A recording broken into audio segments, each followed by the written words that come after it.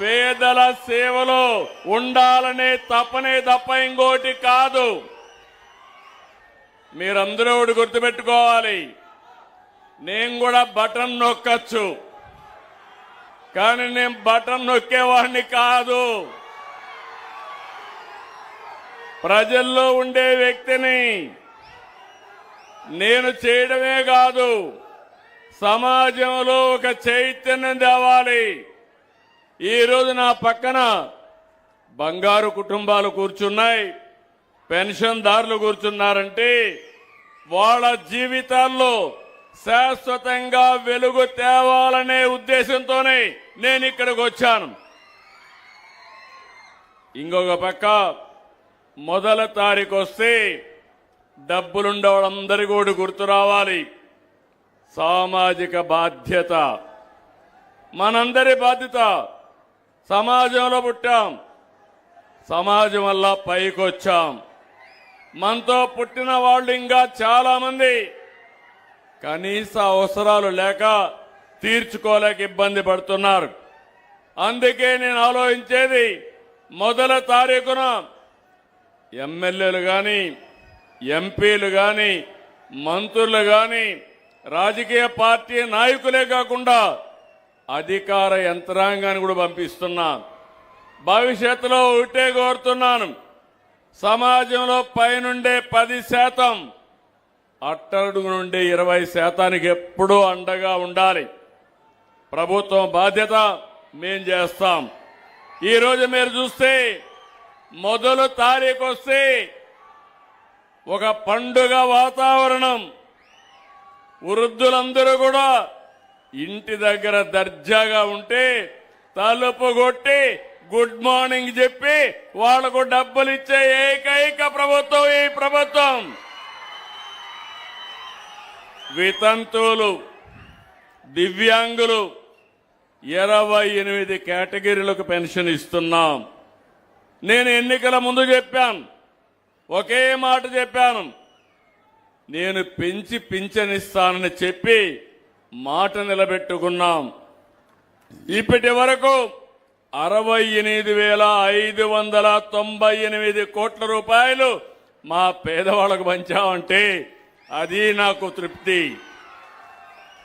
ప్రతి సంవత్సరం 33,000 కోట్ల రూపాయలు ఖర్చు పెడుతున్నాం. 1,000 రూపాయలు పెంచుతున్నాను. ఇంకా అర్హులుంటే అందరికీ మీరు చూస్తే 4,000, 6,000 దివ్యాంగులకి, 10,000, 15,000 పింఛన్లు ఇచ్చే ఏకైక ప్రభుత్వం ప్రపంచంలో ఒక ఆంధ్రప్రదేశ్ ప్రభుత్వమే. ఒకరిద్దరికి కాదు, 62,20,000 మందికి ఇస్తున్నాం. నెలకు 2,712 కోట్లు ఇస్తున్నాం. ఒక్క నెల్లూరు జిల్లాలో 127 కోట్లు ఈరోజు డిస్ట్రిబ్యూట్ చేస్తున్నాం. 2,89,000 మందికి అండగా నిలబడ్డ ప్రభుత్వం ఈ ప్రభుత్వం. ఇక్కడే మీ గూడూరులో 27,000 కుటుంబాలకు ఇస్తున్నాం. 12 కోట్ల రూపాయలు డిస్ట్రిబ్యూట్ చేస్తున్నాం. ఎవరైనా ఒక నెల తీసుకోకపోతే, రెండో నెల లేకపోతే 3 నెలలు కలిపి ఒకేసారి పింఛనిచ్చే ప్రభుత్వం ఈ ప్రభుత్వం అని చెప్పి కూడా నేను మీకు తెలియజేస్తున్నాం. ఇక్కడుండే మీరందరూ ఆలోచించాలి. 2 ఏళ్ల ప్రయాణం.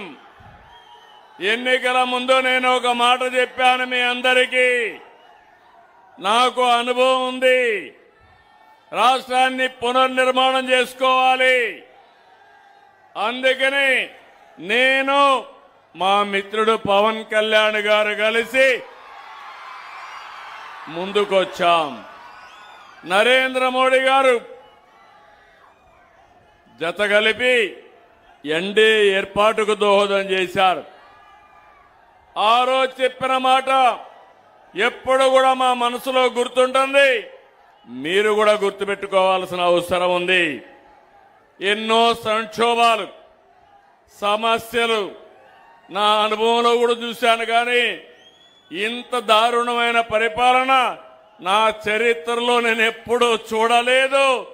ఒక విధ్వంసం మామూలుగా అయితే 30-40 ఏళ్ళు అయ్యేది, కానీ ఈరోజు మీ అందరి ఆశీస్సులతో ఎక్కడికక్కడ రాత్రింబగుళ్ళు పనిచేసి అడ్మినిస్ట్రేషన్ ని ఒక దారిలో పెట్టడానికి అనునిత్యం పనిచేస్తున్నాం.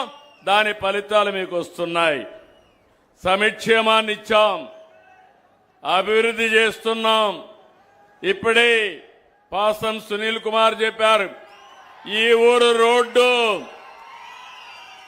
ఫారెస్ట్ క్లియరెన్స్ లేదు, డబ్బులు ఇచ్చి ఫారెస్ట్ క్లియరెన్స్ చేసి బస్సు కూడా పంపించామంటే అది ఈ ప్రభుత్వం యొక్క పట్టుదల. ఇలాంటి కార్యక్రమాలు చేసి అన్ని నేను చేసేశానని చెప్పడం లేదు. ఈ విషయం మీరు గుర్తుపెట్టుకోవాలి. శుభ ప్రారంభం. ఈరోజు మీరు చూస్తే ఒక పక్కన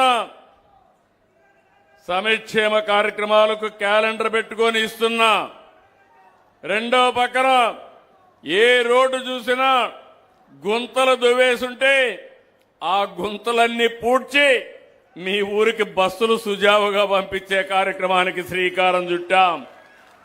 ఇంకో పక్కన అవినీతి మయమైనటువంటి పరిపాలనని మార్చి సుపరిపాలనకు నాంది పలికాం. నేను ఒకటే హామీ ఇస్తున్నా, ఇప్పటికే చాలా చేశాం. భవిష్యత్తులో మీరు ఏ ఆఫీసుకు పోయే పని లేకుండా మన మిత్ర యాప్ కొడితే మీరు దాంట్లో డేటా పెట్టలేకపోయినా మీరు మాటల్లో చెప్తే మీ పని చేసి మళ్ళీ మీకు సమాధానం చెప్పే జవాబుదారీతనాన్ని తీసుకొస్తాం. అందుకే ఇప్పుడిప్పుడే డిపార్ట్మెంట్స్ అన్ని కూడా గాడిన పెడుతున్నాం. ఒక నమ్మకాన్ని కలిగించే ప్రయత్నం చేస్తున్నాం. దీనికి కారణం ఆ రోజు మీరు తీసుకున్న నిర్ణయం. తిరుపతి పార్లమెంట్లో 7 అసెంబ్లీలకు 7 అసెంబ్లీలు గెలిపించి ఎన్డీఏకు పట్టం కట్టారు. ఈ రోజు నెల్లూరు జిల్లాలో కూడా అన్ని అసెంబ్లీ సీట్లు గెలిపించారు, పార్లమెంట్ గెలిపించారు. అది మనకు ఒక